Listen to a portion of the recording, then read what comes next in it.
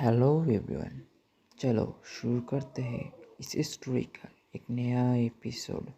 और तुम सब तुम्हारे कानों में ईयरफोन ज़रूर से लगा लेना, क्योंकि स्टोरी को अच्छी तरह समझने के लिए ईयरफोन ज़रूरी है।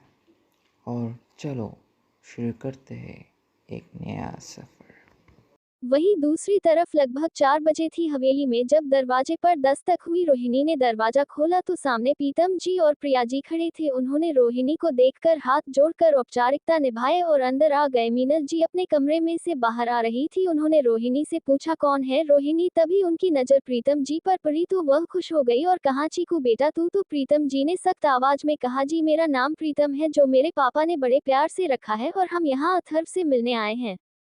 मीनल जी को तकलीफ तो हुई उसके बर्ताव से, लेकिन फिर उन्होंने खुद को संभाल लिया और उन्होंने कहा, अर्थ तो घर पर नहीं है, वह तो सुबह नाश्ते के बाद ही चला गया। आप अक्षत और आराध्या दोनों को लेकर गया है था।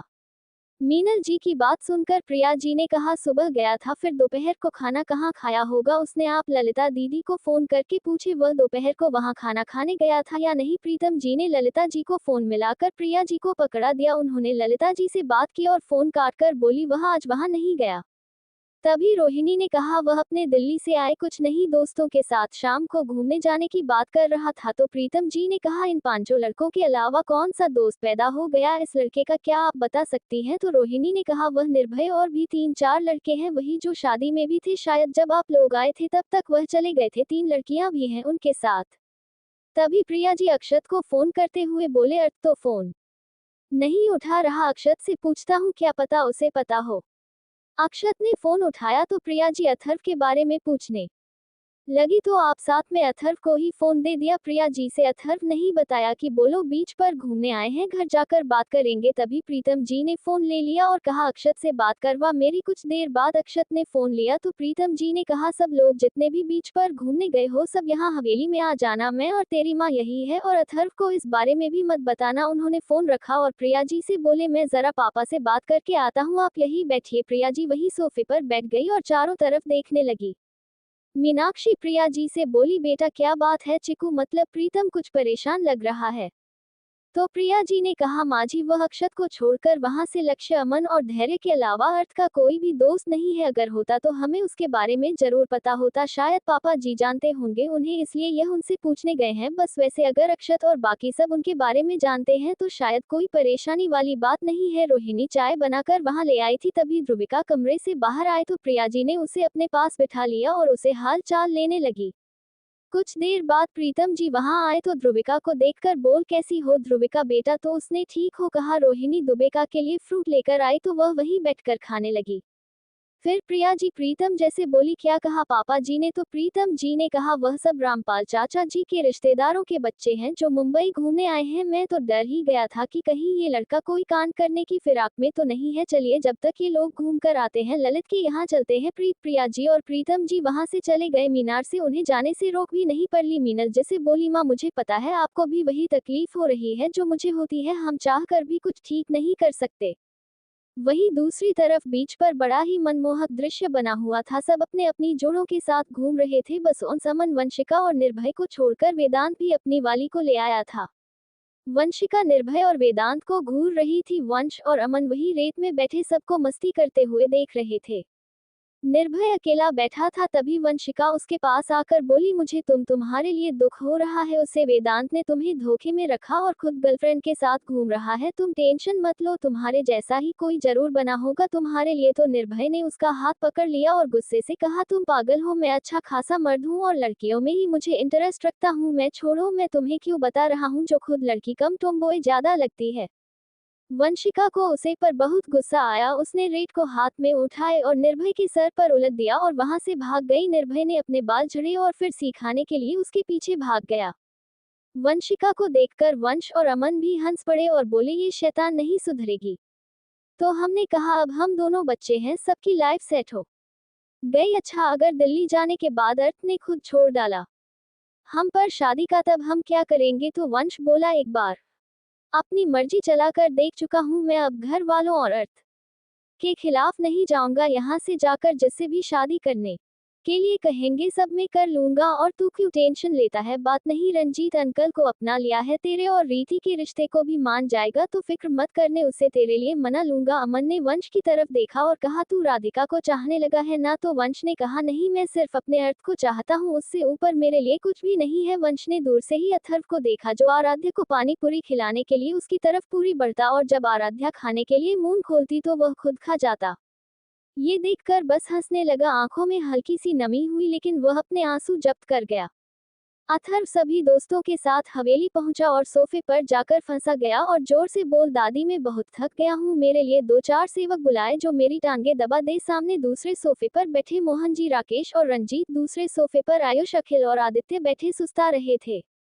वह सब उसे घूरने लगे तो अथर्व गाना गाने लगा, आज ब्लू था पानी पानी पानी पानी पानी पानी और दिन है। सामने बैठे लोगों को देखकर बेकार जानी जानी कोई मेरे पापा को बुलाओ और मैं आगे भूल गया। तभी पीछे से पूरी जनता जो बीच पर गई थी वह सब भी आ गए जो अथर्व के पीछे रह गए थे क्योंकि अथर्व गाड़ी रुकते ही उसमें से खुद कर हवेली में भाग गया था ताकि अमन उसे पकड़ ना ले। अथर्व ने उसके साथ बीच पर कोई शरारत की थी जिसका बदला लेने का अमन बोल रहा था। अक्षत बीच में खड़े होते हुए बोला तेरे लिए एक सरप्राइज है। अथर्व ने उसकी तरफ देखा तो अक्षत साइड में है गया। उसके पीछे प्रीतम जी और प्रिया जी आगे आए तो अथर्व माँ पापा कहकर चिल्लाते हुए उनकी तरफ दौड़ गया और उन दोनों के एक ही साथ में गले जा लगा। प्रिया जी अथर्व के कंधे और गाल पर हाथ फेर कर सहलाते हुए बोली कैसा है हमारा बेटा। तो अथर्व खुश होकर बोला अभी तो थका हुआ था लेकिन अब मैं फिर से चार्ज हो गया हूँ, लेकिन चलो आप दोनों हम बैठकर बातें करते हैं। अथर्व ने उन्हें खींचते हुए सोफे पर ले जाकर सीधा राकेश के सामने बिठा दिया जो गुस्से से अपने दोनों मुट्ठी भेजकर प्रीतम जी को ही घूर रहा था। प्रीतम जी की नजर जब उसे पर पड़ी तो उन्होंने एक दिल जला देने वाली स्माइल राकेश को दी। जिस हवेली में सभी लोगों के साथ साथ अक्षत लोगों ने भी देखा तभी आराध्या ने आकर उन दोनों के पैर छू लिया तो प्रीतम जी ने कहा आराध्या बेटा बेटियां प्यार नहीं छूटी, कितनी बार बताना पड़ेगा, और वैसे भी मेरे पैर छुए कर बुड्ढों वाली फीलिंग आती है और मैं तो तेरे पति से भी ज्यादा जवान हूँ। प्रिया जी ने उन्हें कोहनी बीमारी तो वह हंसने लगे। तभी अथर्व बोला ये बेकार के साथ या ये हुए डायलॉग मत मारिए, मैं बहुत सारे गोलगप्पे खाए हुए हैं, सब आपके ऊपर निकल जाएंगे अगर आप चुप नहीं हुई। तो प्रीतम जी ने उसके कान खींचे और कहा अच्छा जरा मुझे उन दिल्ली वाले अपने नए दोस्तों से मिलवाओ जिन्हें हम नहीं जानते। अथर्व ने निर्भय को आंखों से ही समझाया और उन सबको प्रीतम जी से इंट्रोड्यूस करवाया।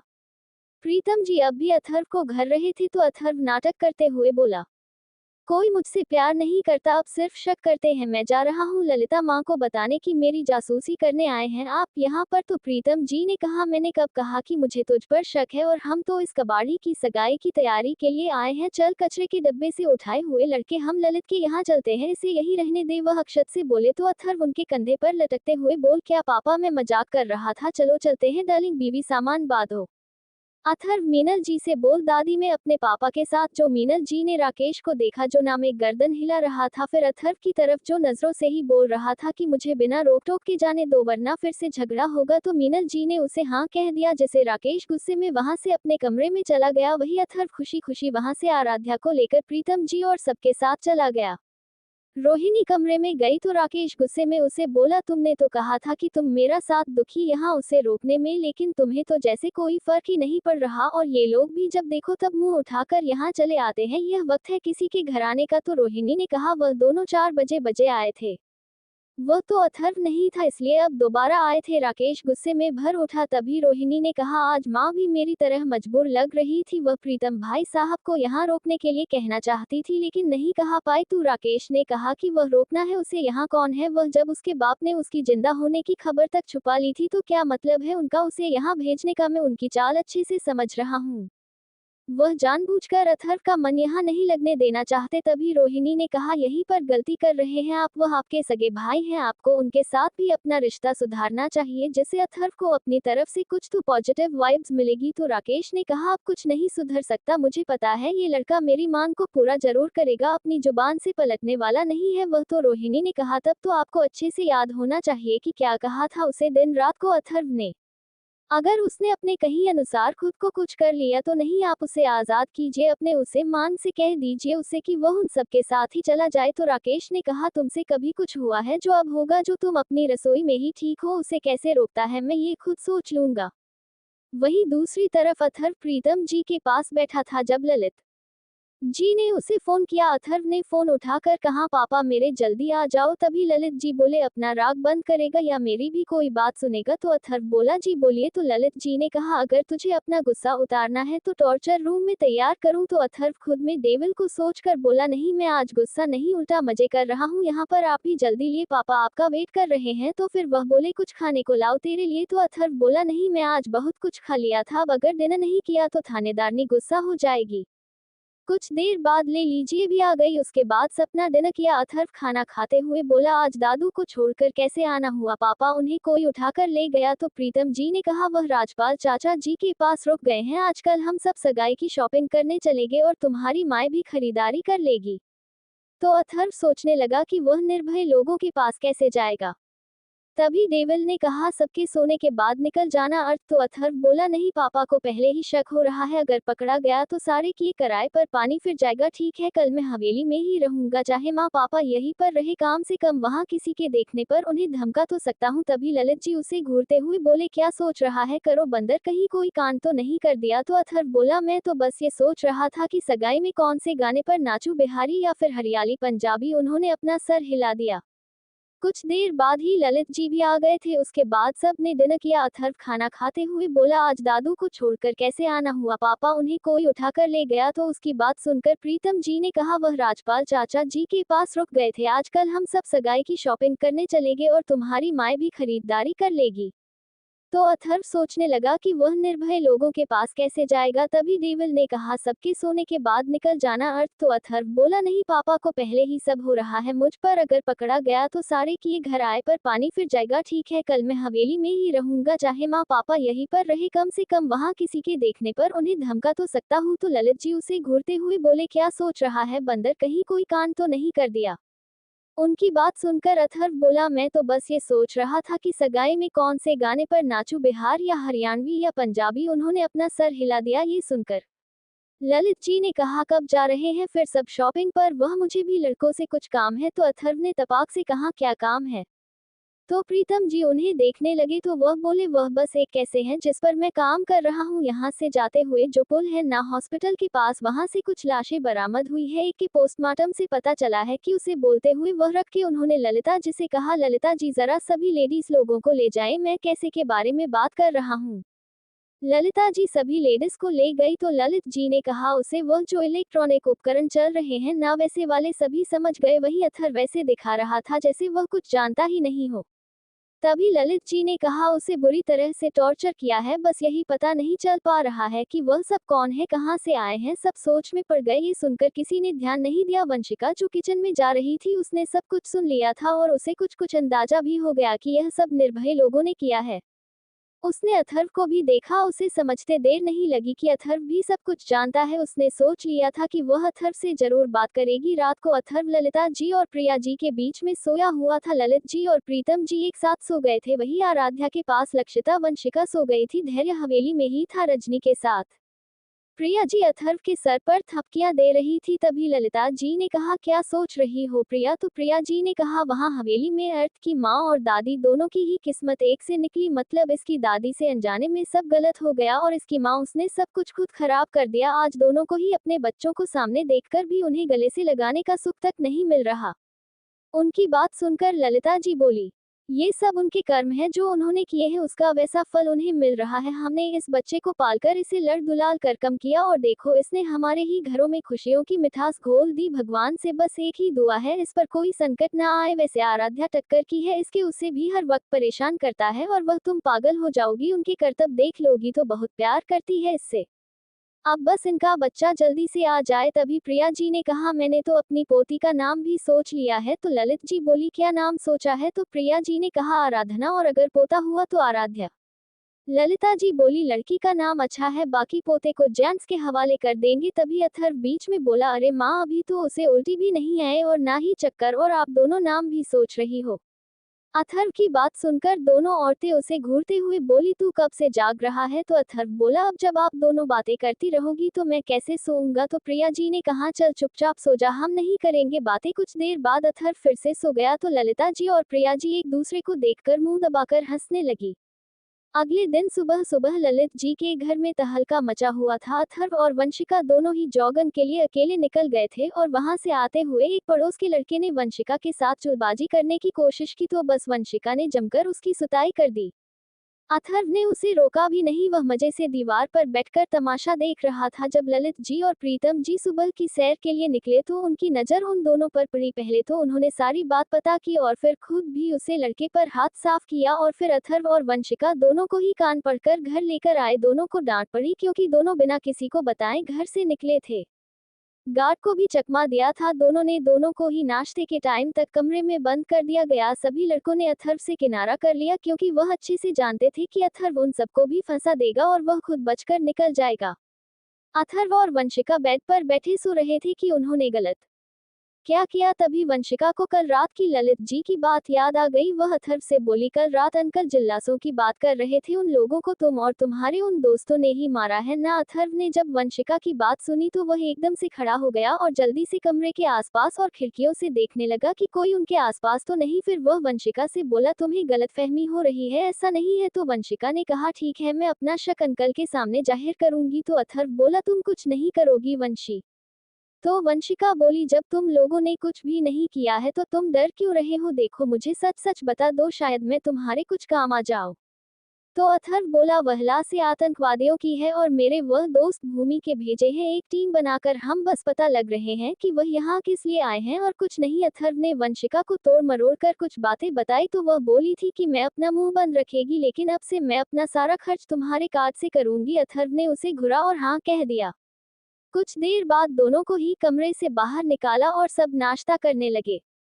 सुबह अथर्व सबके साथ शॉपिंग पर निकल गया। ललिता जी और प्रिया जी को ज्वेलरी सेक्शन में छोड़कर सब अपने लिए कपड़े देखने लगे। प्रीतम जी और ललित जी दोनों अथर्व को शॉपिंग करवा रहे थे। ललित जी ने उन्हें सख्त हिदायत दी थी कि अथर्व एक भी ब्लैक कपड़ा ना ले, वही अथर्व हर बार ब्लैक उठा लेता और बोलता मैं ये लूंगा। वह दोनों उसे जबरदस्ती आगे ले जाते। आखिर में उन्होंने अथर्व के लिए ब्लू सूट लिया जो अथर्व को भी अच्छा ही लगा। फिर अथर्व उनसे अपनी बीवी की मदद करने का बहाना मारकर वहां से भाग निकला। अथर्व ने देखा तो आराध्या लक्षिता और वंशिका के साथ साड़ियां देख रही थी। वही जेंट्स सेक्शन में अक्षत और बाकी लड़के जूते देख रहे थे। अथर्व नहीं सोचा पहले वह सभी लड़कों के पास जाएगा और वह आगे बढ़ गया, लेकिन उनकी तरफ जाते जाते वह अचानक लड़कियों की तरफ टर्न हो गया और जल्दी से आराध्या के पास जा पहुंचा। आराध्या साड़ियां देख रही थी, तभी अथर्व ने उसकी कमर में गुदगुदी कर दी जिससे वह उछलते हुए पीछे घूम उसने एक मुक्का अथर्व के मुंह पर मारा और कहा, तुम, मुझे लगा कोई और है। जो उसकी हंसी छूट गई। वही अथर्व मुंह पड़े खड़ा आराध्या को घर रहा था। वंशिका और लक्षिता हंसते हुए वहां से आगे बढ़ गई, दोनों को अकेले छोड़कर। तभी अथर्व ने आराध्या का हाथ पकड़ा और उसे लेकर ट्रायल रूम में घुस गया। अथर्व आराध्या को घर रहा था और आराध्या हंस रही थी। फिर वह चुप हुई और बोली, तुमसे किसने कहा था कि ऐसे पीछे से शरारत करने की? मैं डर गई थी कि शायद कोई मंचला है। तो अथर्व बोला, मैं नाराज हो गया हूँ तुमसे, मुझे मनाओ। तो आराध्या नहीं, जहाँ मुक्का मारा था वहां चूम लिया और बोली, अब ठीक है ना? तो अथर्व बनी उसे पकड़ लिया और दीवार से लगा कर बोला, ऐसे थोड़ी। यह कहकर अथर्व आराध्या के होठों को चूमने लगा। वही दूसरी तरफ राधिका और रीति भी सबसे अनजान इस मॉल में आई थी। रीति को ब्रेसलेट चाहिए था, इसलिए वह और राधिका दोनों ज्वेलरी सेक्शन में गई। तो प्रिया जी और ललिता जी ने उन्हें देख लिया। उन्होंने उन्हें भी अपने साथ शॉपिंग करने के लिए कहा तो राधिका मना करने लगी, लेकिन रीति ने हाँ कह दिया, जिसकी वजह से वह दोनों उनके साथ ही बैठ गए। तभी प्रीतम जी भी वहीं आ गए और उन्होंने कहा, अरे तुम दोनों भी आ गई, मैं तो कह ही रहा था कि इसे कि तुम दोनों के लिए भी शॉपिंग कर ले। अक्षत तुम दोनों का भी भाई है। ये सुनकर दोनों लड़कियां मुस्कुरा कर रह गई। तो ललिता जी ने कहा, इन्हें जाकर बाकी बच्चों के पास छोड़ आए, हमारे साथ यह बोर हो जाएगी। यह सुनकर प्रीतम जी ने हाँ कह दिया और दोनों लड़कियों को अपने पीछे आने के लिए कहा। ललित जी ने प्रीतम जी को बुला लिया तो उन्होंने सभी लड़कों पर नजर मेरी, तभी उन्हें अमन दिख गया। उन्होंने उसे इशारे से अपने पास बुला लिया। अमन वहां आया तो रीति को देखकर थोड़ा ठिठक गया। अमन, इन्हें आराध्या और बाकी लड़कियों के पास छोड़ आओ, मुझे ललित बुला रहा है। अमन ने उन दोनों को देखा और फिर कहा, वह सब लेडीज सेक्शन में आ जाओ। तभी वंश, जो लक्ष्य से बचकर भाग रहा था, जो जूता लेकर उसके पीछे भाग रहा था, वंश आकर राधिका से टकरा गया, जिसे राधिका अचानक धक्का लगने से संभाल नहीं पाए और नीचे गिर गई और साथ में वंश भी उसके ऊपर जा गिरा। लेकिन लक्ष्य वही नहीं रुका, उसने खींचकर जूता वंश के बिछड़े पर दे मारा तो वंश गुस्से से पीछे पलटा। उसने उठने की कोशिश की तो उसके हाथ में कुछ सॉफ्ट सा आ गया। वंश और राधिका दोनों की आंखें बड़ी हो गई। राधिका ने वंश के हाथ पर मारा तो एक बार फिर वंश उसके ऊपर गिर गया। वही किसी को कुछ समझ नहीं आ रहा था। अमन ने जल्दी से वंश को उठाया और फिर राधिका की मदद की। लक्षिता और वंशिका भी वहां आ गई तो अमन बोला, वह आराध्या और अथर्व कहाँ है? तभी अथर्व ट्रायल रूम का दरवाजा खोलकर बोला, अपन दोनों इधर है, तेरा ध्यान किधर है? सब न्यूज उनकी तरफ देखा तो सब खास नहीं लगे क्योंकि आराध्या दूसरी ड्रेस में थी, मतलब ये लड़का आराध्या के कपड़े बदलवा रहा था। ये सोचकर सारे लड़के जेंट्स सेक्शन में भाग गए। अथर्व राधिका और रिति को देखकर बोला, तुम दोनों यहाँ क्या कर रही हो? अगर शॉपिंग करने आना था तो मुझे फोन कर देती, मैं लेने आ जाता या फिर किसी को भेज देता। किसके साथ आए हो? तो राधिका हिचकिचाते हुए बोली, वह हम अकेले ही आ गए, आंटी ने हमें देख लिया तो वह रुकने को कहने लगी। तभी अथर्व की साइड से एक आदमी निकाल कर गया। अथर्व ने उसका चेहरा नहीं देखा था, उसकी नजर उसके हाथ में पहनी घड़ी पर गई। अथर्व राधिका और ऋतिक और आराध्या के पास छोड़कर उसे आदमी के पीछे निकल गया। उसने जल्दी से निर्भय को फोन करके अर्जेंटली आने को कहा और उसे आदमी के पीछे मॉल से बाहर निकल गया। किसी को भी भनक नहीं थी कि अथर्व वहां से भाग गया है। अथर्व उसे आदमी के पीछे पीछे जा रहा था। उसे आदमी ने अपनी घड़ी के साइड का बटन दबाया और कहा, मैं यहाँ पहुंच गया हूँ। तभी उसे अपने पीछे किसी के होने का एहसास हुआ तो वह एकदम से पलटा, पीछे कोई नहीं था। अथर्व छुप गया था। वह आदमी एक पतली सी गली में घुस गया। अथर्व जब गली के दूसरी तरफ निकल कर आया तो वह आदमी गायब हो चुका था। अथर्व इधर उधर देखने लगा, तभी एक लात उसकी कमर में आकर लगी तो अथर्व आगे गिर गया। वह गिरा हुआ ही पलटा तो वह आदमी उसी पर गंताने खड़ा था। कुछ देर बाद अथर्व एक कुर्सी पर बंधा हुआ था। उसे आदमी के साथ दो और लोग उसके सामने बैठे उसे घूर रहे थे। एक आदमी ने अथर्व से कहा, ये तेरा नाम क्या है और मेरे पीछे क्यों आ रहा था? तो अथर्व डेविल से बोला, क्या करो डेविल? तो डेविल ने कहा, निर्भय लोगों के आने तक इन्हें अच्छे से पका।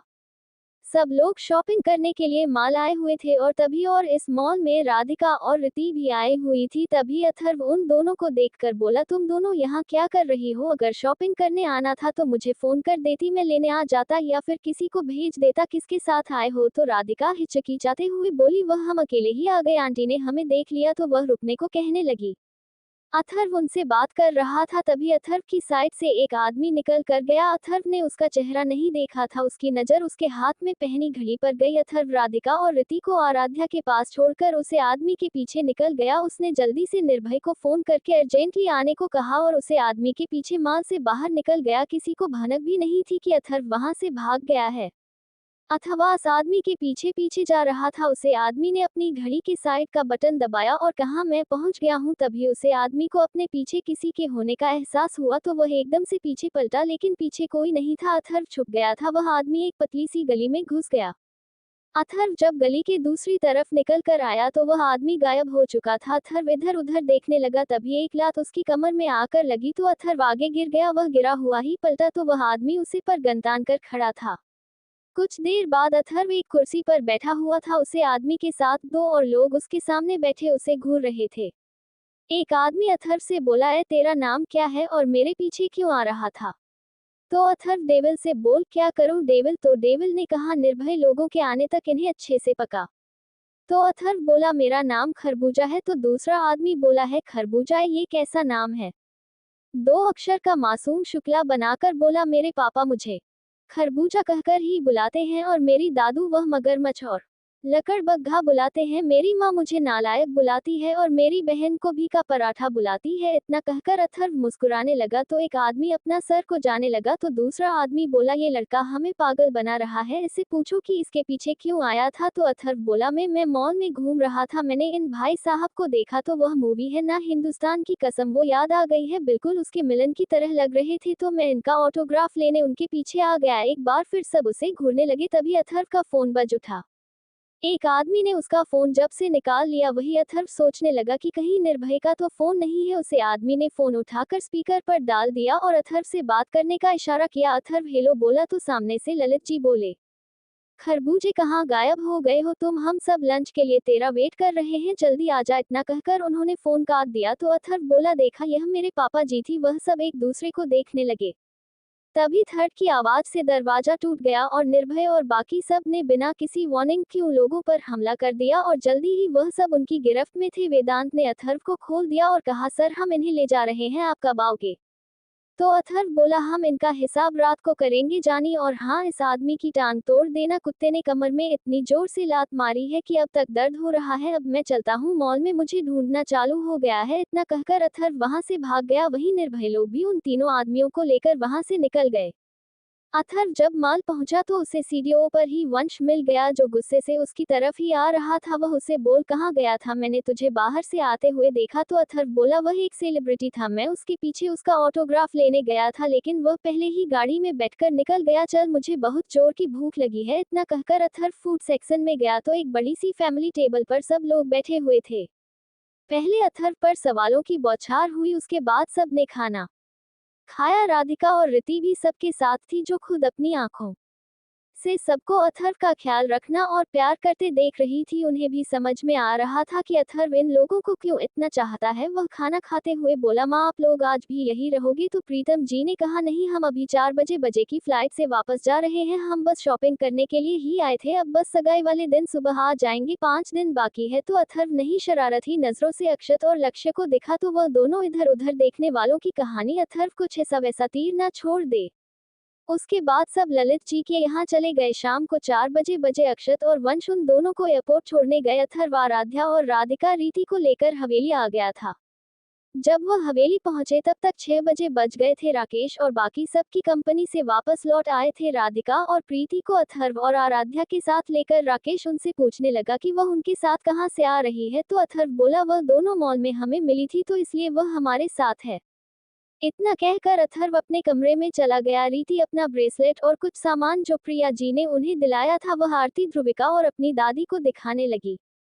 वंश और अक्षत प्रीतम जी और प्रिया जी को फ्लाइट में बैठकर वापस आ रहे थे। वंश अक्षत से बोला ये लड़का जरूर कोई कांड करने के में जुटा हुआ है, मैंने उसे पूरे मॉल में ढूंढा था लेकिन यह बाहर से आ रहा था। पूछने पर बहाना बना दिया कि किसी सेलिब्रिटी से ऑटोग्राफ लेने गया था। अब शिनचैन छोड़कर यह किस सेलिब्रिटी की मूवी देखने लगा, हर वक्त कार्टून देखता है, और अगर कोई सेलिब्रिटी होता तो मॉल में सबको खबर हो जाती, हो ना हो ये राक्षस कुछ गड़बड़ कर रहा है। तू तो हवेली में ही रहता है तो फिर इस पर नजर भी रखा कर। उसकी बात सुनकर अक्षत बोला शादी के बाद से तो ये लड़का 9 बजे ही कमरे में घुस जाता है और सुबह ही निकलता है, और लक्षित से बातें करते हुए मुझे कब नींद आ जाती है मुझे पता ही नहीं चलता। एक काम कर, तू आज मेरे साथ चल, तेरे कान भी बड़े तेज है। तो वंश बोला नहीं, मैं वहां जाकर क्या करूंगा? तो अक्सर बोला राधिका की वजह से मना कर रहा है ना, अब तो वह तुझे देखते तक नहीं है, शायद वह तुझे लेकर अपने अट्रैक्शन को समझ गई है। अक्षत ने कनखियों से वंश को देखा। वंश को माल वाला किस्सा याद आ गया। वह सिर झटक कर बोला ठीक है चल, आज मैं इस लड़के पर नजर रखूंगा। वहां ललित अंकल के घर यह ज्यादा चालाकी नहीं करता वरना पकड़ा जा सकता, इसी बात को जानता है अच्छे से। वंश अक्षत के साथ हवेली आ गया। उसे देखकर अथर्व को समझते देर नहीं लगी कि वंश को उस पर शक हो गया है। उसने निर्भय को फोन करके कल दोपहर को आने के लिए कहा और फिर बिल्ली की तरह उसी से चिपक गया। दिन के वक्त तक के पेट में दर्द हो गया था, इसलिए वह सिटी बैठने की वजह थोड़ा झुककर खाना खा रहा था। रात को कुछ देर अक्षत और वंश लोगों के पास रहकर अथर्व अपने कमरे में चला गया। आज फॉरेस्ट करना चाहता था इसलिए बेड पर गिरते ही सो गया। आराध्या ने भी उसे थका हुआ समझकर परेशान नहीं किया, क्योंकि दोनों ने मॉल के ट्रायल रूम में बहुत कुछ किया था। वह भी दिन भर घूमकर थक गई थी, इसलिए जल्दी ही वह भी सो गई।